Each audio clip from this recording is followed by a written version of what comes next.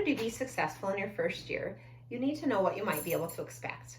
Although there's no way to plan for absolutely everything, I'm hoping the following information will be helpful to you. What I'm going to share with you is based on information found in our Becoming a Teacher textbook, as well as a textbook called How to Be an Effective Teacher the First Days of School. Also, my gracious colleagues at Gateway Christian School allowed me to interview them. Regan has started out by sharing how to prepare for finding your first job. You'll complete your final practicum in April, which means that technically you could start teaching for real in May. The reality is that most new grads start their career either by substitute teaching or with part-time or limited term contracts. Availability of positions vary from year to year based on factors such as teachers retiring, maternity leaves, and medical leaves. The type of position you obtain will help determine how you need to prepare. In order to substitute teach, you will need to connect with the school districts in your area and get on their approved sub list. The advantage to substitute teaching, referred to in the textbook as daily supply teaching, is that you have the opportunity to try a variety of grades and school settings with minimal preparation while gaining valuable experience. It never hurts to get a foot in the door, as many people I interviewed indicated that their permanent position arose either from the school they'd completed their practicum in or schools that had employed them as a substitute teacher. In the event you start with a part-time contract, the advantage is that you have more time to prepare. Remember, as we've learned so far in this class, teaching is a lot of hard work. As well, you will have the opportunity to sub on the days you aren't already scheduled to work, thereby gaining more experience. Many people will speak to the importance of making the most of your practicum experiences, as far as the mentorship you will receive from your practicum preceptor, as well as the ability to use them as a reference in your portfolio. For those who are fortunate enough to get a position right away, here are some things you need to know. In a nutshell, from the How to Be an Effective Teacher textbook, effective teachers are ready. They have their room ready, they have their work ready, and they have themselves ready. In other words, prepare.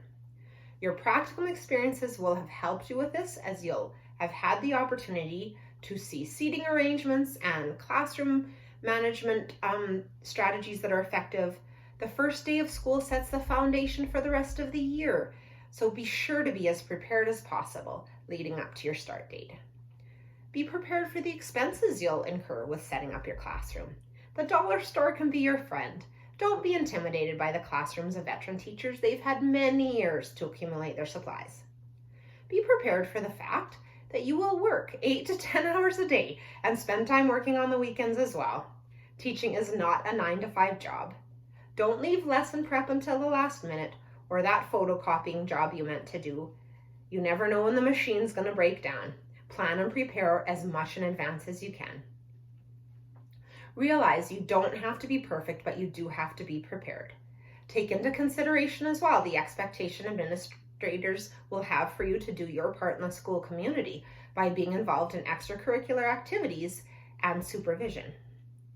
Within your first position in your first year, you will take part in Beginning Teacher Induction, more commonly known as a mentorship program that exists for first-year teachers. This is meant to be a bridging process to take the teaching student from being a student to being a teacher of students. The basic concept is that a first-year teacher is matched up with a veteran teacher who they meet with throughout the year, and they are allotted time within the school day to connect and for the first-year teacher to learn from the veteran. Valuable aspects of this mentor relationship include things such as being able to seek feedback. Have your mentor teacher come and observe your classroom. Have a good relationship with them and ask them lots of questions. Also ask to observe them in action in their class. Ask them to share tips on generating report card comments and learn how to keep lessons and resources organized so that they can be used the next year. The number one thing that came up in the survey of my colleagues was ask for help. Bottom line is that every teacher in the building was a first-year teacher at some point, and people are happy to help. which is what we're already learning through the opportunity we've had so far in this class to work collaboratively. Another very important aspect of being successful in your first year will be self-care. Megan is going to guide us through that.